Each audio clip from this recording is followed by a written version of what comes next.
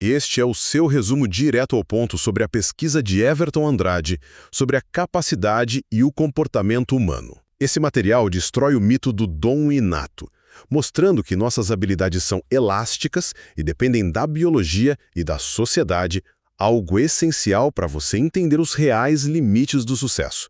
Primeiro, vamos olhar para a biologia e o mindset. A ciência já deixou para trás a ideia de capacidade fixa. Como o nosso cérebro se molda constantemente, acreditar que você é capaz, literalmente, altera o seu desempenho biológico. Pensa na origem da palavra. Vem do latim capacitas, que significa ter espaço para. Então, o seu cérebro não é um balde que enche, mas sim um espaço que se expande com a sua vontade. Segundo, a gente precisa falar das barreiras invisíveis. Se somos tão flexíveis, por que a gente trava tanto? A resposta está no ambiente. O talento, muitas vezes, é só o resultado de boas ferramentas lá na infância, e a psicologia mostra que a falta de capacidade pode ser autossabotagem inconsciente para evitar a pressão do sucesso. Fica a provocação. A falta de talento é só uma mistura de desigualdade social com bloqueios psicológicos. Finalmente, chegamos ao futuro tecnológico da capacidade. Sai a força física e a decoreba e entra a inteligência socioemocional e a sua capacidade de adaptação. Com a inteligência artificial e os chips cerebrais trazendo a capacidade aumentada, as regras mudam. Será que essas inovações vão nivelar o jogo? Ou só criar uma nova desigualdade cognitiva assustadora? O nosso maior desafio hoje não é a falta de capacidade cerebral, mas sim enfrentar a crise de sentido e a profunda desigualdade de acesso ao desenvolvimento. Bem-vindos ao The Debate. Em avaliações neurológicas bem recentes, exames de ressonância mostraram que o estresse de viver na extrema pobreza pode, literalmente alterar e reduzir o volume cortical de uma criança. Nossa biologia responde diretamente ao nosso ambiente. É assustador quando a gente vê os dados concretos. É muito. E isso nos leva direto ao centro da pesquisa de Everton Andrade sobre a natureza da capacidade humana. Então, a grande questão do debate de hoje é a seguinte: a nossa capacidade é uma fronteira biológica flexível que a gente pode expandir ativamente? Ou ela é, no fundo, ditada pelas estruturas sociais e bloqueios psicológicos ao nosso redor? Exatamente. E, bom, para deixar claro de onde estamos partindo, eu sou um pouco mais cético, sabe? Eu argumento que o que realmente define e muitas vezes restringe a nossa capacidade não é a falta de neurônios disponíveis, mas sim as barreiras estruturais da sociedade e os bloqueios inconscientes que internalizamos desde muito cedo. Certo. E eu, como defensora da outra visão, estou plenamente convencida de que a neuroplasticidade e a nossa adaptabilidade inata são os verdadeiros motores que expandem nossos limites. Mas, vamos olhar para a mecânica do cérebro primeiro. A neurociência já provou que não nascemos com um hardware fixo, né? O cérebro muda. Exato. Quando aprendemos algo novo, ou até quando mudamos a forma como percebemos as nossas próprias habilidades, o cérebro cria novas sinapses, ele se reorganiza fisicamente. Então, a crença na própria capacidade altera a biologia real do desempenho. Nós evoluímos criando ferramentas de pedra e hoje usamos inteligência artificial e caminhamos para interfaces neurais diretas. Tudo isso é o cérebro expandindo sua capacidade para fora do crânio. Peraí, o problema dessa visão de expansão ilimitada é que ela assume que todo mundo parte da mesma linha de largada. Você menciona essa criação de novas sinapses como se bastasse o indivíduo, apenas querer ou estar em contato com a tecnologia. Mas o aprendizado ativo exige esse contato inicial. Sim, mas o que a gente chama de talento ou capacidade de adaptação é, na base, construído pelos recursos e pelo capital cultural que a pessoa recebe. Ter acesso a um ambiente seguro que estimula o desenvolvimento lá na infância é o que permite a essa plasticidade toda florescer. Sem essa estrutura externa fornecendo os meios reais, a biologia é um motor superpotente, claro, mas totalmente sem combustível. Tá, mas você está dizendo que o ambiente anula a biologia? porque a nossa capacidade de adaptação mostra que a própria estrutura do cérebro foi desenhada pela evolução para superar a falta de recursos iniciais. Nós somos a espécie que altera o ambiente quando o ambiente não nos favorece. Não, olha, eu não estou dizendo que anula. Eu estou dizendo que modula de forma brutal e frequentemente incapacitante. Vamos olhar para o mecanismo do estresse. O estresse crônico de um ambiente socioeconômico precário, tipo a pobreza extrema, inunda o cérebro com cortisol. Sim, o hormônio do estresse. Exato. Esse hormônio inibe diretamente as funções do córtex pré-frontal, que é justamente a área responsável pelo planejamento de longo prazo e resolução de problemas complexos. E além dessa biologia do estresse, existe a inibição psicológica pura e simples. O sujeito trava porque o avanço gera um medo inconsciente de fracassar. Não adianta instalar uma interface neural avançada no cérebro de alguém se a mente dela recusa ativamente o sucesso por mecanismos de defesa que ela nem sabe que tem, entende? Nossa, sim, é uma paralisia real e física, eu concordo com isso, mas a beleza da neuroplasticidade é justamente que essa inibição causada pelo cortisol não é uma sentença irreversível. Você tem razão quando aponta que a falta de crença gera esse estresse bloqueando o córtex. Porém, o cérebro pode aprender a contornar essas vias de estresse. Mas isso não acontece sozinho. Não, claro que não. Mas experiências focadas, intervenções e o próprio aprendizado ativo podem reconfigurar como o sistema neuroendócrino reage aos desafios. As barreiras estruturais existem, óbvio, mas a biologia humana é projetada exatamente para se reescrever e encontrar caminhos ao redor dessas barreiras. O ponto é que reescrever o cérebro exige acesso a ferramentas, né? Exige tempo livre de sobrevivência imediata e um apoio estruturado. Essa é a minha crítica fundamental aqui. A literatura médica comprova o impacto físico da desigualdade na arquitetura neural, e reverter isso não acontece num vácuo de pura força de vontade individual. Quando a biologia esbarra na realidade da exclusão social, a capacidade de se adaptar vira um privilégio de quem já possui os meios e não uma solução garantida. A capacidade humana acaba delimitada pela liberdade real e prática que a sociedade oferece para aquela pessoa. Bom, acho que chegamos, então, ao grande ponto de intersecção da pesquisa do Andrade. Nós estamos descrevendo a mesma complexidade operando sob lentes complementares. A capacidade humana não pode ser reduzida a uma única métrica, certo? Ela é, simultaneamente, um dado biológico inegável, uma construção social estruturada pelas oportunidades e um desejo psíquico profundo. Com certeza. E a análise rigorosa do material nos força a reconhecer que o nosso maior obstáculo hoje não é a falta de capacidade inata.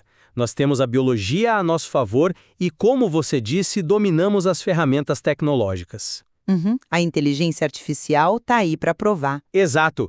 A verdadeira barreira que precisamos enfrentar é a profunda desigualdade na distribuição dessas ferramentas e a crise de sentido que afeta como a gente usa esse potencial. Sim, é uma dinâmica incrivelmente complexa. E, sem dúvida, há muito mais a explorar nas entrelinhas deste estudo do Andrade. Fica claro que, para entender o limite humano, não basta investigar apenas as fronteiras dentro do nosso crânio. Precisamos interrogar de forma dura a arquitetura do mundo que nos molda. Perfeito? Deixamos essa reflexão em aberto para quem está nos acompanhando tirar suas próprias conclusões. Quando a gente fala a palavra capacidade em uma conversa, é muito comum vir à mente aquela imagem de um tanque de combustível, sabe? Tipo um limite físico mesmo, mecânico. Cabem 50 litros e ponto final. Seria até reconfortante pensar de um jeito tão binário, onde a biologia é um destino cravado no nascimento, né? Mas a neurociência mostra que essa caixa não é de ferro. Ela é mais tipo um elástico. E é exatamente isso que a nossa imersão nas fontes de hoje analisa. A pesquisa do Everton Andrade sobre a capacidade humana. A nossa missão aqui é entender o que realmente impulsiona ou bloqueia o nosso potencial, derrubando de vez esse mito do talento inato. Com certeza. É um tema muito denso. Certo, vamos desempacotar isso. A própria raiz etimológica da palavra já dá uma pista gigante pra gente. A palavra vem do latim capacitas, que é derivada de capere, que significa literalmente ter espaço para conter. Nossa, e essa definição histórica muda a premissa de tudo.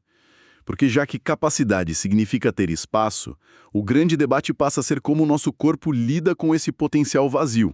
A ciência de hoje meio que abandonou o conceito de habilidades fixas, sabe? Sim, para focar na neuroplasticidade, né? Isso mesmo, a realidade de que o cérebro se reescreve fisicamente a vida inteira. E o que é fascinante aqui é como essa mudança celular responde à psicologia. A gente liga a adaptação física, a ideia de autoeficácia do Albert Bandura e ao mindset de crescimento da Carol Dweck. Basicamente, a forma como uma pessoa julga o próprio limite dita o desempenho real das sinapses. Exatamente. Caramba, então o cérebro funciona como uma máquina de profecia autorrealizável? O que mais me deixou surpresa nas fontes foi o mecanismo clínico disso. Não é só uma força de vontade vazia. Não, de jeito nenhum. É algo extremamente biológico. Pois é. Se existe a crença da incapacidade, o corpo entra em alerta e inunda o sistema com cortisol. Esse hormônio do estresse literalmente desliga o córtex pré-frontal. Ou seja, a sensação de incapacidade bloqueia fisicamente o raciocínio lógico. A biologia responde ao estímulo, sempre. O que levanta uma dúvida meio incômoda. Se o cérebro é tão incrivelmente adaptável na base, por que a sociedade apresenta abismos tão gigantescos de desempenho entre as pessoas? É uma ótima pergunta. A resposta nos tira daquele microscópio biológico e nos joga direto no peso do ambiente. O sociólogo Pierre Bourdieu explica essa distorção através do capital cultural. Espera, deixa eu ver se peguei o mecanismo. Seria a ideia de que aquilo que a gente costuma aplaudir como o talento natural de uma criança para a leitura, por exemplo, é na verdade só o resultado dela ter crescido numa casa cheia de livros e com um vocabulário rico. Perfeito. O talento frequentemente atua como uma máscara para o privilégio estrutural. O ambiente fornece os estímulos precoces de bandeja e a sociedade confunde esse empurrão com genialidade inata. E se conectarmos isso a um cenário mais amplo, a psicanálise traz um ponto muito forte. Sobre os bloqueios mentais? Isso. Ela mostra que as barreiras de capacidade não vêm só da falta de acesso financeiro, mas de dentro da própria mente. Muitas vezes, a incapacidade atua como um mecanismo de defesa. Confesso que essa parte me travou um pouco. Por que alguém sabotaria a própria capacidade de propósito? Qual é a lógica oculta de limitar a si mesmo? Pensa na responsabilidade esmagadora que o sucesso exige. Desenvolver um talento significa enfrentar expectativas sociais, o risco enorme de falhar e aquilo que Freud e Lacan chamam de castração. Castração no sentido das regras da sociedade? Sim, em termos práticos, são as imposições e os cortes que a cultura exige de nós para pertencermos a ela. Por inconsciente, é muito mais seguro se declarar incapaz e evitar toda essa angústia do que tentar brilhar e ter que arcar com o peso de se sustentá-la no topo. Faz muito sentido. Então, o que tudo isso significa?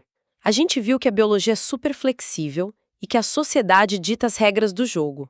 Mas hoje, esse ambiente social é dominado pela tecnologia. As fontes marcam uma mudança bem clara. Sim, a capacidade não foca mais na força de carregar pedras ou em ter uma memória fotográfica, por exemplo. Exato.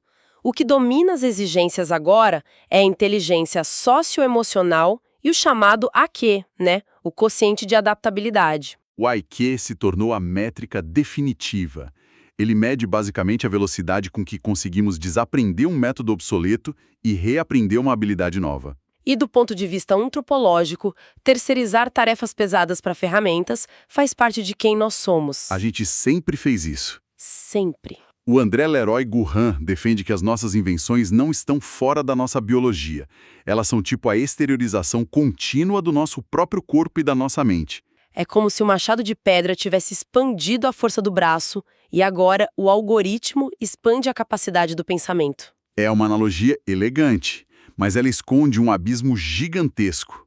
Com os testes recentes e interfaces cérebro-computador, tipos da Neuralink, a gente inaugura a era da capacidade aumentada.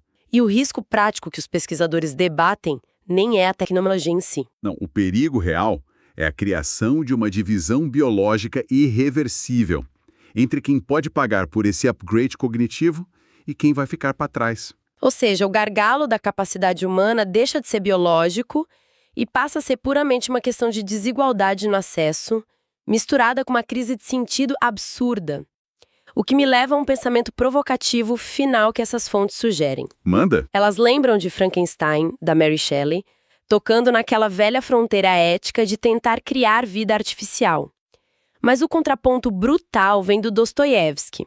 Ele enxergava a natureza humana não pela lente do otimismo da ciência, mas pela inclinação abismal para a irracionalidade e para o sofrimento. Um baita contraste. Muito. Fica a reflexão no ar para quem está acompanhando a gente.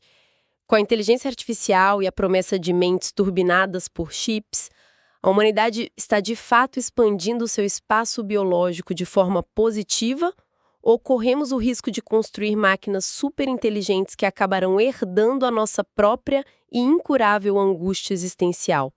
Aquela caixa lá do início da nossa conversa pode até ser expansível, mas o que escolhemos colocar dentro dela talvez seja a nossa grande falha.